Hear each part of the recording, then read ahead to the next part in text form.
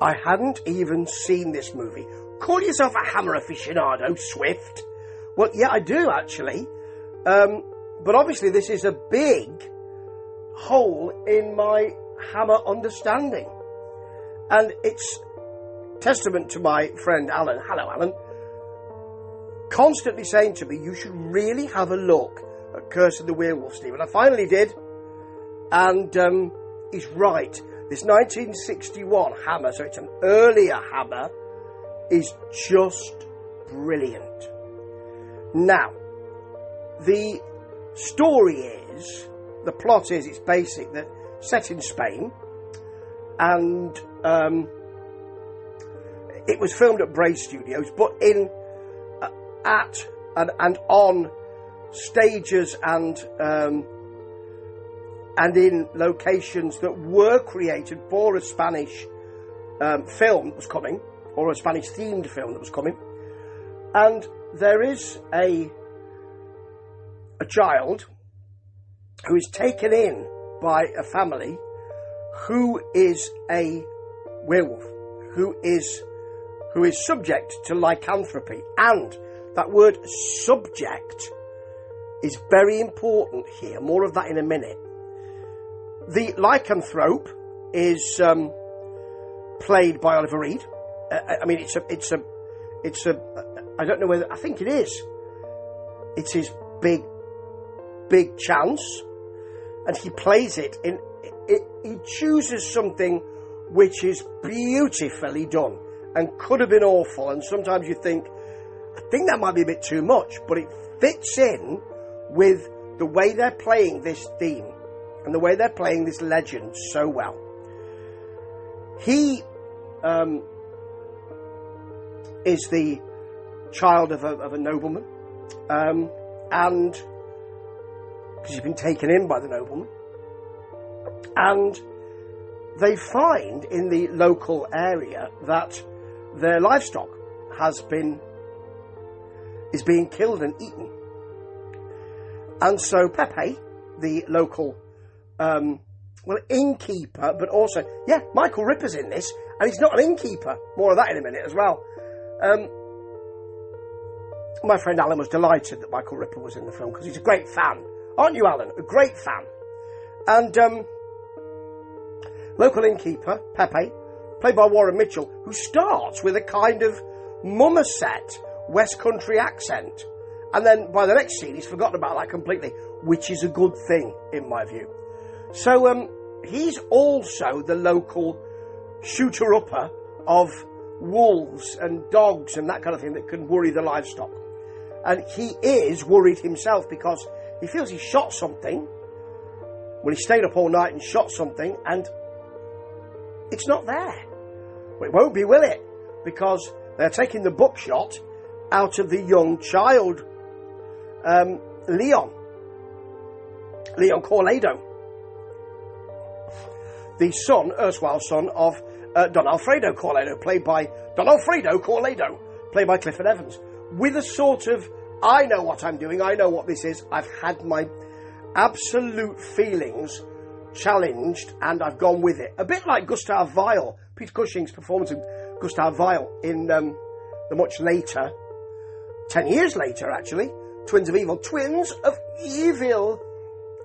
So he then, Leon, because he doesn't quite know, the child has more understanding than the man later on.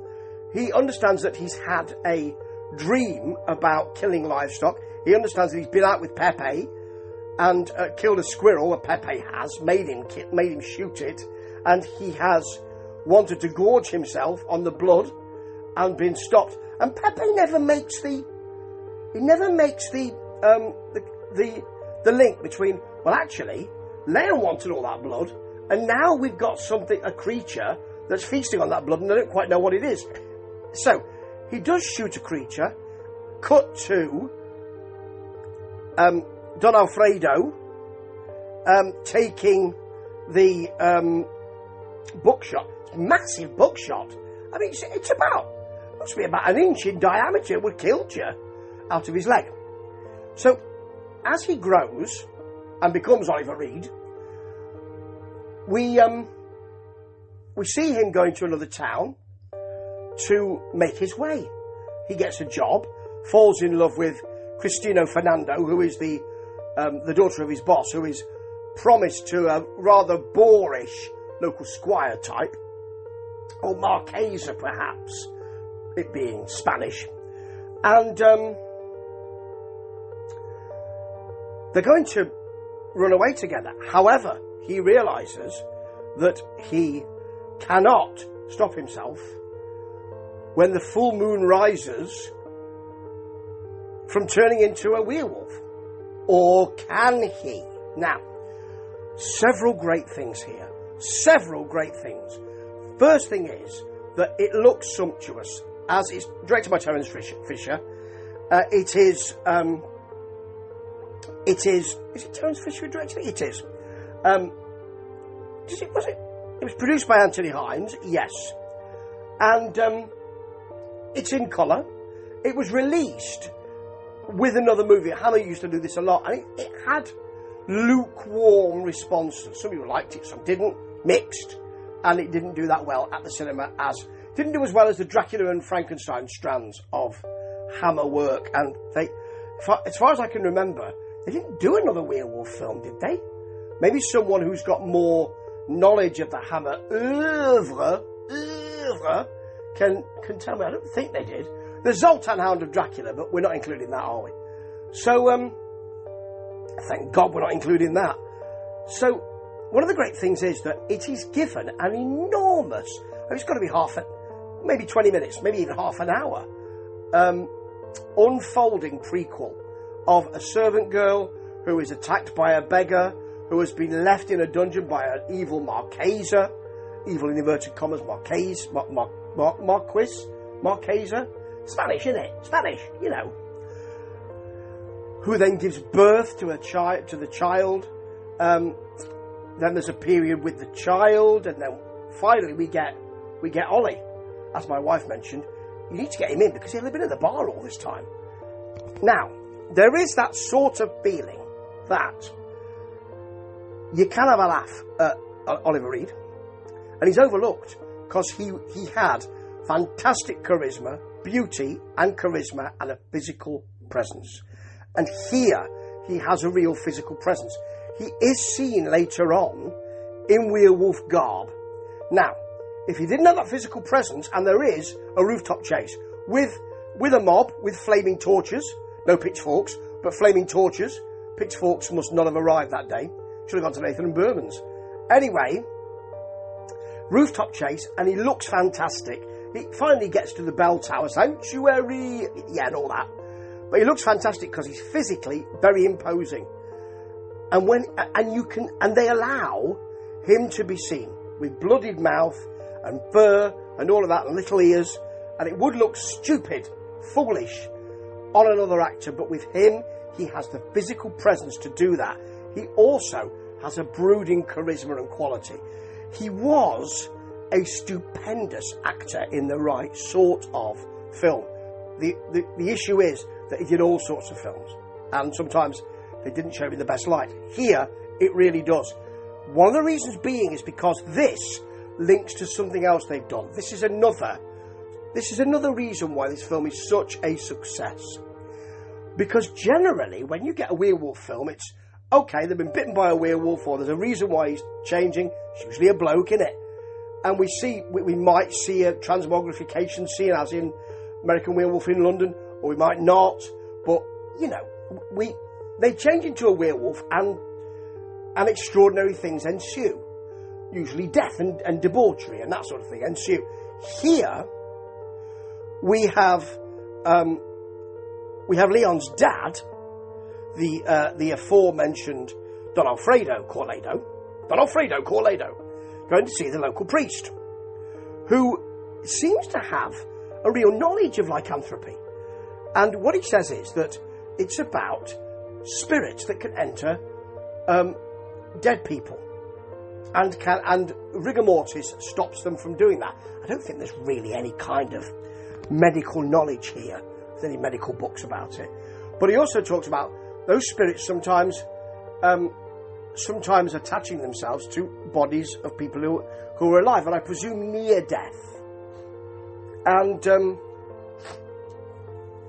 that's what's happened with the lycanthropy. I'm not quite sure it is. I think it's probably the way that the beggar man who had become feral bit the servant girl, impregnated her, and that's what...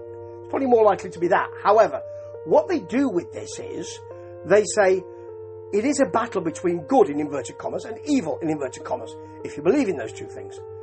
So, the person who could change into a werewolf, the person who has lycanthropy thrust upon him, and it's usually a bloke, as I say, can fight against it. And if they've got the love of a good woman, at one point, he has his erstwhile girlfriend there, doesn't change, even though it's a full moon, because she's been there stroking his head the whole time, but he has to fight against it, and it's much more difficult if there isn't somebody who is showing him kindness and love. Consequently, that's what happens when he goes out and his mate's there, mate he's working with, who's the life and soul of the party and very drunk, and there are lots of floozies there, and he doesn't have any love or attention, and consequently, love and beauty, so consequently he becomes a werewolf. It's really interesting, and the way that, you don't usually get that sort of spiritual, or in a way existential view. And the way that feeds into what Oliver Reed does is that he fights against it. And you can see him desperately trying to fight. They get the glycerin out, so it looks like he's sweating a lot. But he's fighting against losing the battle, or, well, usually losing the battle, to be frank, of becoming a werewolf, not a vampire, a werewolf. That is something we don't usually get. The struggle. It's usually, well, I'm a werewolf now. It's full moon. Oh, here's me changing. I'm a werewolf. What you never get is, I must fight against this. And that's not explicit, but he almost is shaking with the actual physical fight. Now, that's not played out. No one says, he's fighting, look, he's fighting. No one does that. He doesn't say it. It's big work that he does, and it really works for me. Sometimes you think, okay, you don't need to be shaking as much, but the kind of pulsating that you've got there with Oliver Reed really works for me. Whole film really works. Looks fantastic. You've got the hammer blood there. You've got the story, it protects the whole thing. And it's simple, but they do something else with it. Fabulous hammer work. And 5 years later, they're going to win the Queen's Award for Industry because they're putting out so many successful films. This wasn't one of those, but it's an overlooked classic in my view. And that's because of what they do with the legend and what Oliver Reed does too. Marvellous work by almost all concerned. We have got Michael Ripper in there as Old Soak. He's in 2 scenes. And Alan, I think my friend, hello Alan, wanted to be in more, didn't you? But he's not. Oliver Reed, though, is. And that is all to the good. Oh, ta-ta.